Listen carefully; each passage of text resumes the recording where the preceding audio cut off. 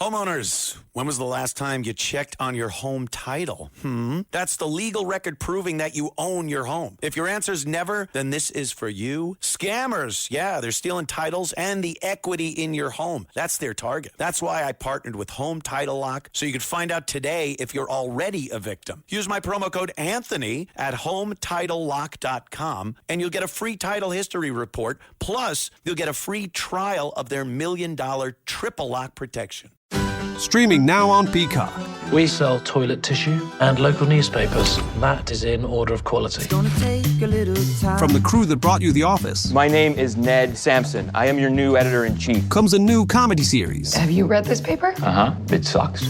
But we are going to make it better. Meet the underdog journalists. I hope it's not too disruptive to have me shake everything up. Don't be so self-defecating. With major issues. Oscar. Oh, God. Not again. The Paper. Only on Peacock. Streaming now. Listen, all you New Yorkers. Excuse me, taxi. Okay, we're looking around. This is the 77 WABC minicast. Rosie got in a little bit of trouble. She went on about the shooter, the trans shooter in Minneapolis. And without knowing anything, without any knowledge whatsoever, she was going to let us know who the shooter was. She was going to let us know. And obviously, she didn't do any research.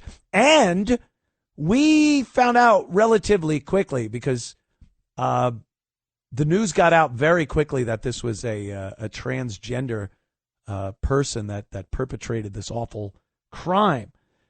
So here's Rosie talking about who she is positive the shooter is. Listen to this nonsense. So about the Minnesota shooting, and it brought me right back to Columbine in 1999 when I just could not get it through my head that students in America were shooting each other in schools. And this was a church inside a Catholic school. And what do you know, it was a white guy, Republican, MAGA person. What? What do you know? White supremacist. White supremacist. First of all, it's white supremacist. White supremacist. Not white supremacist. Don't take the lazy way out. Give him his due. And he wasn't. He wasn't MAGA. He wasn't a white supremacist. He certainly wasn't Republican. This was a mental patient, transgender. And but there was Rosie on her little TikTok with a giant sore on her lip. It's the stress.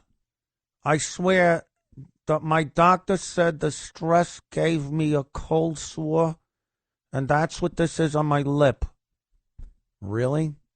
I swear it wasn't the fact that I have munched on more rancid tuna tacos than anyone in the history of lesbian Hollywood. I wonder who the person was that gave her that. I wonder. Well, she did apologize. I don't have the apology. Could you maybe grab that up? Is that possible to do back at the studio? Rosie's apology. She didn't curse. She could probably play it right off the internet. I don't know.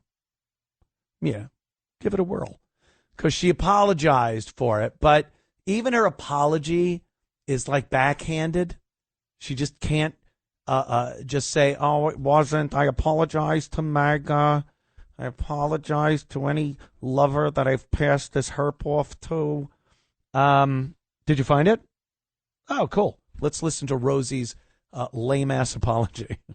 Hi, everybody. It's Rosie O'Donnell, star of the Flintstones. So happy. Listen, I have a cold sore. I know. Happens. Get run down, Anyway, I know a lot of you were very upset about the video I made before I went away for a few days. I didn't go online and haven't seen them till today. But you are right. I did not do my due diligence before I made that emotional statement. Okay. And I said things about the shooter that were incorrect. I assumed, like most shooters, they followed a a standard MO and had standard, feelings of what? No. NRA loving kind of. Oh, NRA loving. Anyway, the truth is, I messed up, and when you mess up, you fess up. I'm sorry. This is my apology video, and I hope it's enough. Well, it's not. It was a half-assed apology. You didn't apologize to the people you apologized to your own ilk about giving improper information. You didn't apologize to MAGA or people that exercise their Second Amendment rights or Republicans. I'm sorry. I said I didn't do my due diligence. You didn't do your due diligence when you used your face like a bar stool either, did you? What was popping up over there? That was no cold sore. That sore was hot. That wasn't no cold sore. Yeah. Oh, she is repugnant. Just terrible. It just does show, like, I don't think she was ever a strong person. But when the president of the United States calls you a slob on the highest rated presidential debate of all time, it might crack your shell a bit. Might crack the old shell and get inside. One of the greatest lines ever. You call women slobs, just Rosie O'Donnell. Oh, one of the greatest moments in presidential history, ladies and gentlemen. We could circle back around to the great mayor of Chicago. I mean, the clips that come out of this guy's office are astounding. He is very stupid. He's not a smart guy. And he's extremely race-driven. Everything he does is based on race. That's why he doesn't want Trump to come in like Trump did in D.C. and really lay the law down.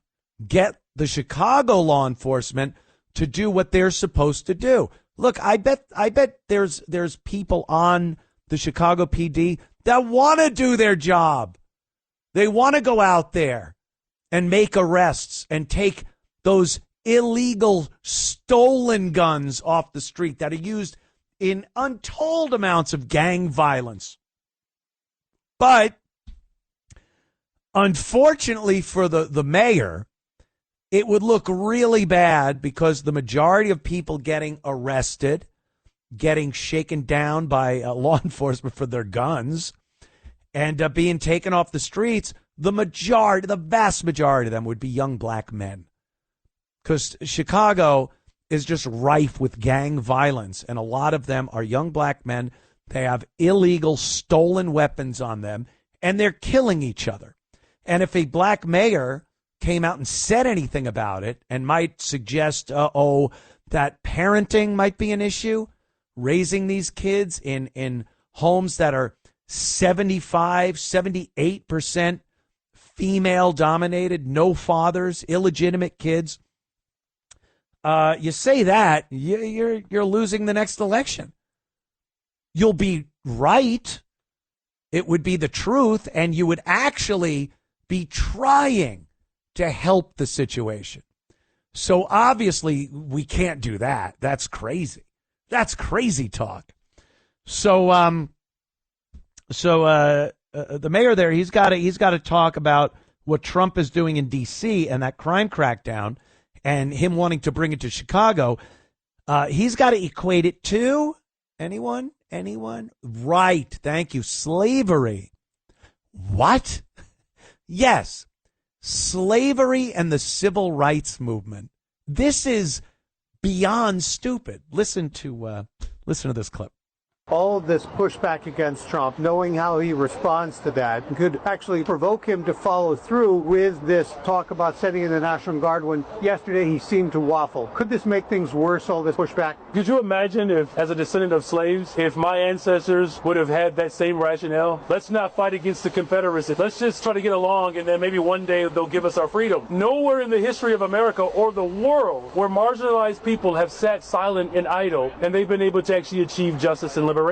The fact that you have a unified front in Chicago where we are rejecting the occupation by the military of our cities, that's actually fighting for our democracy. That's what's required in this moment. Leading in this moment takes a great deal of courage, but we stand on the shoulders of so many people that have come before us. We have seen these type of tyrannical acts before. One thing that we know for sure, when we fight back against tyranny, the people united always prevail. Can you imagine equating trying to prevent young black men from killing each other to the anti-slavery movements and civil rights? Only in Chicago, friends.